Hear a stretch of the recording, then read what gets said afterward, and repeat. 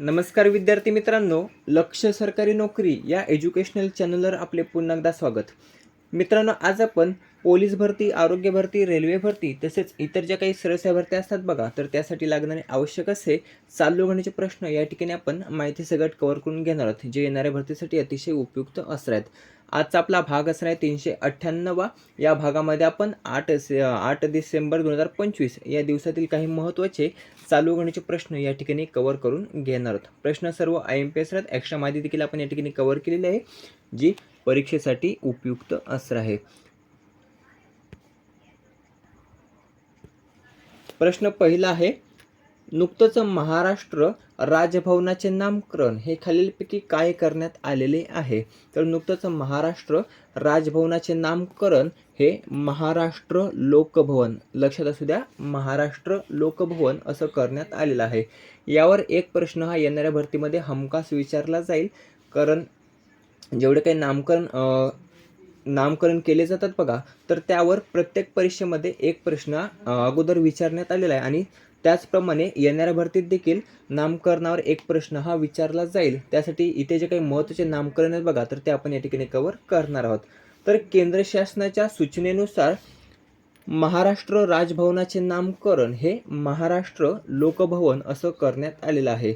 काही दिवसांपूर्वी बघा, एक केंद्र शासनाने सूचना दिली होती आणि त्या सूचनेनुसार देशातील जेवढे काही राजभवन आहेत बघा, तर त्या राजभवनाचं नामकरण हे लोकभवन करण्यात यावं अशी ती सूचना होती आणि त्यानुसार आता महाराष्ट्र राजभवनाचं नामकरण हे महाराष्ट्र लोकभवन असं करण्यात आलेलं आहे. महत्त्वाचे जे काही नामकरण आहे बघा, ते आपण इथे पाहूया. पंतप्रधान कार्यालय म्हणजेच PMO, तर याचं नामकरण काय करण्यात आलं? तर सेवातीर्थ असं बघा, पंतप्रधान कार्यालयाचं नामकरण करण्यात आलेलं आहे. त्यानंतर केंद्रीय सचिवालयाचं नामकरण काय करण्यात आलेलं आहे? कर्तव्य भवन असं केंद्रीय सचिवालयाचं नामकरण करण्यात आलेलं आहे. त्यानंतर पंतप्रधान निवासस्थानांचे नाव हे कल्याण मार्ग करण्यात आलेलं आहे.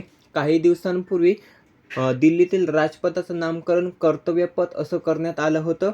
अशोक हॉलचं नामकरण अशोक मंडप करण्यात आलं होतं आणि दरबार हॉलचं नामकरण हे गणतंत्र मंडप असं करण्यात आलं होतं. मित्रांनो, एवढे जे काही महत्त्वाचे नामकरण बघा, तर ते आपल्याला लक्षात ठेवायचे, जे येणाऱ्या भरतीसाठी उपयुक्त असणार आहेत.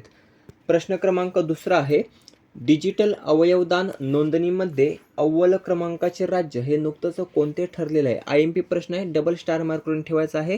तर डिजिटल अवयवदान नोंदणीमध्ये अव्वल क्रमांकाचे राज्य ठरलेले आपला महाराष्ट्र. महाराष्ट्र यामध्ये पहिल्या क्रमांकावर आहे. भारतात झालेल्या नोंदणीमध्ये म्हणजेच 17 सप्टेंबर 2023 पासून, केव्हापासून? तर 17 सप्टेंबर 2023 पासून आतापर्यंत 4.5 लाखांहून अधिक लोकांनी बघा अवयवदान करण्याची इच्छाही व्यक्त करत यामध्ये महाराष्ट्र हा पहिल्या क्रमांकावर आलेला आहे. ज्या महाराष्ट्राने बघा 1 लाखांपेक्षा अधिक इच्छापत्रासह आपली नोंदणी ही दाखल केलेली आहे. त्यामध्ये आपला महाराष्ट्र हा पहिल्या क्रमांकावर आहे. दुसऱ्या क्रमांकावर येतो राजस्थान, तिसऱ्या क्रमांकावर येतं कर्नाटक आणि चौथ्या क्रमांकावर येते गुजरात. 5व्या क्रमांकावर कोणता राज्य आहे? तर मध्य प्रदेश आहे. मध्य प्रदेश. कधी कधी जोड्या लावूनमध्ये प्रश्न विचारला जाईल, त्यासाठी लक्षात ठेवायचं आहे. महत्त्वाचे जे काही टॉप 5 राज्य आहेत बघा, तर ते आपण इथे कव्हर केलेले आहेत. तिसरा प्रश्न आहे, नुकतंच कोणत्या सौर योजनेमध्ये महाराष्ट्र राज्याने विश्वविक्रम केलेला आहे? तर नुकतंच मागेल त्याला सौर कृषी पंप, पर्याय अ, मागेल त्याला सौर कृषी पंप ही जी काही योजना आहे बघा, तर या योजनेमध्ये महाराष्ट्र राज्याने नुकतंच विश्वविक्रम केला आहे. मागेल त्याला सौर कृषी पंप योजनेअंतर्गत बघा, महावितरणने एकाच महिन्यामध्ये 45,911 सौर कृषी पंप हे स्थापित करण्याचा उच्चांक गाठला आहे. किती? तर 45,911 सौर कृषी पंप हे एकाच महिन्यात स्थापित करण्याचा उच्चांक हा महावितरणने गाठला असून गिनीज बुकमध्ये त्याची नोंद झालेली आहे. आणि या गिनीज बुक ऑफ मध्ये नोंद झाल्या कारणाने यासाठी एक गिनीज बुकतर्फे विश्वविक्रम प्रमाणपत्र प्रदान सोहळा हा शेंद्रा MIDC मध्ये ऑरिक सिटी मैदानावर पार पडला आणि त्यावेळी बघा महाराष्ट्राचे जे काही मुख्यमंत्री होते बघा, तर यांच्या उपस्थितीमध्ये तो प्रमाणपत्र प्रदान सोहळा हा शेंद्रा MIDC या ठिकाणी बघा पार पडला होता. आणि त्यावेळी आपल्या महाराष्ट्राला बघा विश्वविक्रम प्रमाणपत्र देखील प्रदान करण्यात आले होते, लक्षात असू द्या. चौथा प्रश्न आहे, 99व्या अखिल भारतीय मराठी साहित्य संमेलन ज्याचं उद्घाटन हे कोणाच्या हस्ते होणार आहे? तर नुकतंच अखिल भारतीय मराठी साहित्य संमेलनाची पत्रिका ही जाहीर करण्यात आली असून त्या पत्रिकेनुसार संमेलनाचे उद्घाटन हे पर्याय क डॉक्टर मृदुला गर्ग, नाव लक्षात ठेवायचं आहे, डॉक्टर मृदुला गर्ग यांच्या हस्ते होणार आहे. 99वे अखिल भारतीय मराठी साहित्य संमेलन अतिशय महत्त्वाचे टॉपिक आहे बघा, ज्यावर परीक्षेमध्ये एक प्रश्न हा विचारला जातो. पहिलं, शेवटचं आणि आगामी जे काही होणार आहे बघा, तर त्या तिन्ही टॉपिकवर आपल्याला एखादा प्रश्न हा विचारला जातो. त्यासाठी हे तिन्ही टॉपिक आपल्याला लक्षात ठेवायचे आहेत. तर 99वे अखिल भारतीय मराठी साहित्य संमेलन ज्याचं उद्घाटन हे डॉक्टर मृदुला गर्ग यांच्या हस्ते होणार आहे. आता आयोजन केव्हा होणार आहे याचं, तर 1 जानेवारी ते 4 जानेवारी 2026 या दरम्यान 99वे अखिल भारतीय मराठी साहित्य संमेलन ज्याचं आयोजन हे सातारा या ठिकाणी होणार आहे. कोठे? सातारा या ठिकाणी. कितवं असणार आहे? 99वं असणार आहे. आता कोणत्या ठिकाणी होणार आहे, तर छत्रपती शाहू स्टेडियम सातारा या ठिकाणी ते आयोजित केलं जाणार आहे, ज्याच्या अध्यक्षपदी विश्वास पाटील असणार आहेत. प्रश्न IMP आहे, 99व्या अखिल भारतीय मराठी साहित्य संमेलनाच्या अध्यक्षपदी कोण आहेत? तर विश्वास पाटील आहेत. स्वागत अध्यक्ष कोण असणार आहेत? तर शिवेंद्र सिंह राजे हे स्वागत अध्यक्ष आहेत. बोधचिन्ह कोणी साकारलं होतं? तर बोधचिन्ह हे साकारलेलं आहे द फडणीस यांनी. उद्घाटन आपण पाहिलं, मृदुला गर्ग करणार आहेत. समारोप कोणाच्या हस्ते होणार आहे? तर रघुवीर चौधरी यांच्या हस्ते समारोप सोहळा हा पार पडणार आहे. आता साताऱ्यामध्ये होणार आहे, तर साताऱ्यामध्ये अखिल भारतीय मराठी साहित्य संमेलन याचं जे काही आयोजन आहे बघा, तर ते कितव्यांदा होणार आहे? तर 4थ्यांदा होणार आहे. कितव्यांदा? 4थ्यांदा. या अगोदर 3 वेळा साताऱ्यामध्ये अखिल भारतीय मराठी साहित्य संमेलनाचे आयोजन हे करण्यात आले होते. ते वर्ष जर आपण पाहिले तर 1905 मध्ये पहिल्यांदा आयोजित करण्यात आलं होतं साताऱ्यामध्ये, 1962 मध्ये दुसऱ्यांदा आणि 1993 मध्ये तिसऱ्यांदा, असं 3 वेळा साताऱ्यामध्ये आयोजन हे यापूर्वी करण्यात आलेलं आहे. आणि आता 2026 मध्ये 4थ्यांदा याचं आयोजन हे साताऱ्यामध्ये केलं जाणार आहे. हे झालं 99. जर 98 आपण पाहिले तर 98 पार पडले होते नवी दिल्ली या ठिकाणी. त्याचे अध्यक्ष होते तारा भवाळकर आणि स्वागत अध्यक्ष कोण होते? तर शरद पवार हे स्वागत अध्यक्ष होते. आता एक प्रश्न तुमच्यासाठी, पहिलं अखिल भारतीय मराठी साहित्य संमेलन हे कोणत्या ठिकाणी पार पडलं होतं? त्याचे अध्यक्ष कोण होते आणि कोणत्या वर्षी पार पडलं होतं? तर याचं उत्तर आपल्याला कमेंट करून सांगायचं आहे. 5वा प्रश्न आहे, सौर ऊर्जेचा शेतीत सर्वाधिक वापर करणारे राज्य हे खालीलपैकी कोणते ठरलेले आहे?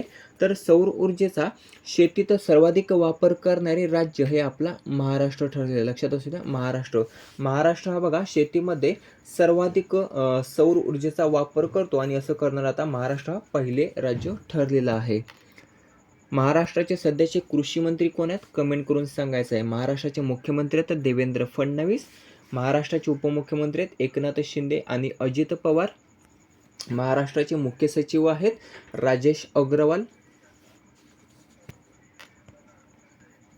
पुढचा प्रश्न आहे, 2024-25 मध्ये भारतातील कोणत्या स्मारकाला सर्वाधिक भेट ही नुकतंच देण्यात आलेली आहे?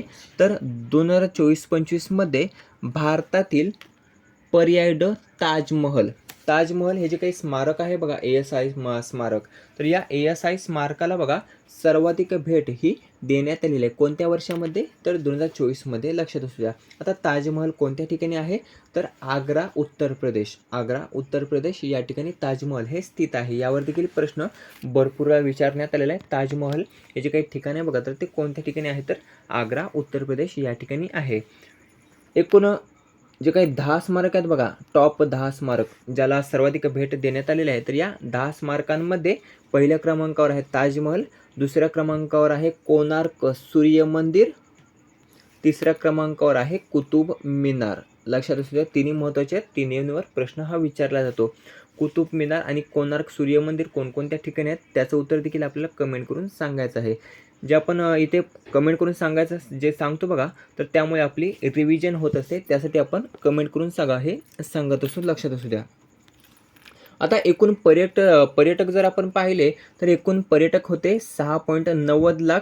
त्यामध्ये भारतीय पर्यटक होते 6.26 लाख आणि परदेशी पर्यटक जर आपण पाहिले तर 0.65 लाख एवढे परदेशी पर्यटक होते.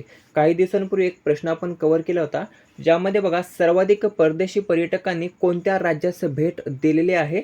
तर त्यानुसार बघा सर्वाधिक परदेशी पर्यटकांनी आपल्या महाराष्ट्राला पसंती दर्शवत बघा सर्वाधिक जे काही भेट दिली आहे बघा परदेशी पर्यटकांनी, तर ती आपल्या महाराष्ट्राला दिलेली आहे.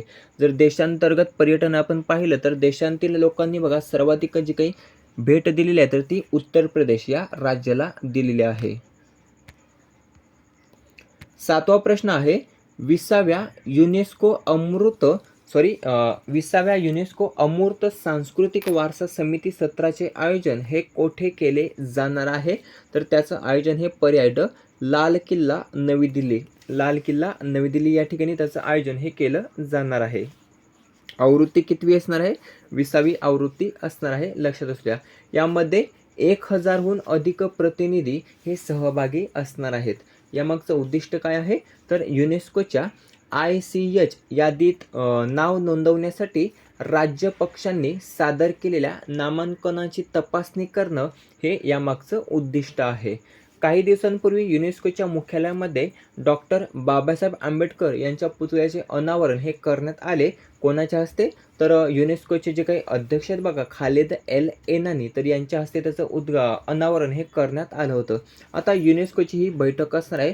तर युनेस्कोचा जे काही मुख्यालय आहे बघा तर ते पॅरिस फ्रान्स या ठिकाणी आहे, ज्याची स्थापना झाली होती 1945 साली. 8वा आणि शेवटचा प्रश्न आहे, लॅक्मे आणि वेस्ट साईडच्या संस्थापिका कोण ज्यांचं नुकतंच निधन झालेलं आहे. प्रश्न हा देखील IMP कधी प्रश्न हा परीक्षेमध्ये विचारला जाऊ शकतो. लॅक्मे आणि वेस्ट साईडच्या संस्थापिका कोण आहेत? तर त्याच्या संस्थापिका आहेत पर्याय ब सिमोन टाटा. नाव लक्षात ठेवायचे, सिमोन टाटा ह्या लॅक्मे आणि वेस्ट साईडच्या संस्थापिका आहेत आणि ज्यांचं नुकतंच निधन झालेलं आहे. प्रश्न हा देखील महत्त्वाचा आहे. मित्रांनो, अशा प्रकारे महत्त्वाचे 8 चालू घडामोडीचे प्रश्न या ठिकाणी आपण माहिती सगट कव्हर करून घेतले आहेत. आता घेऊया रिव्हिजन, फक्त आणि प्रश्न आणि उत्तर या ठिकाणी कव्हर करून घेऊया, म्हणजे चांगलं लक्षात राहील. पहिला प्रश्न होता, महाराष्ट्र राजभवनाचे नामकरण खालीलपैकी काय करण्यात आले आहे. तर पर्याय क महाराष्ट्र लोकभवन असं महाराष्ट्र राजभवनाचे नामकरण करण्यात आलेले आहे. डिजिटल अवयवदान नोंदणीमध्ये अव्वल क्रमांकाचे राज्य कोणते आहे. तर महाराष्ट्र हे डिजिटल अवयवदान नोंदणीमध्ये अव्वल क्रमांकाचे राज्य ठरलेलं आहे. तिसरा प्रश्न आहे, मागेल त्याला सौर कृषी पंप प्रश्नच आपण कव्हर केलेला आहे. कोणत्या सौर योजनेमध्ये महाराष्ट्र राज्याने विश्वविक्रम केलेला आहे. तर मागेल त्याला सौर कृषी पंप या योजनेमध्ये महाराष्ट्र राज्याने विश्वविक्रम केला आहे.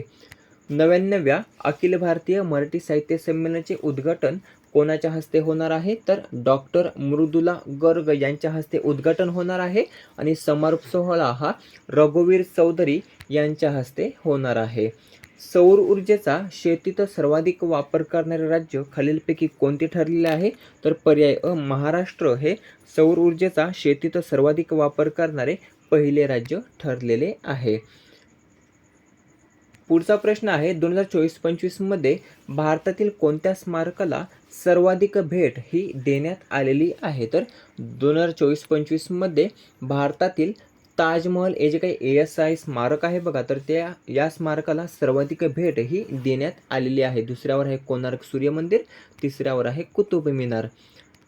7वा प्रश्न आहे, 20व्या युनेस्को अमृत सांस्कृतिक वारसा समिती सत्राचे आयोजन हे कोठे केले जाणार आहे.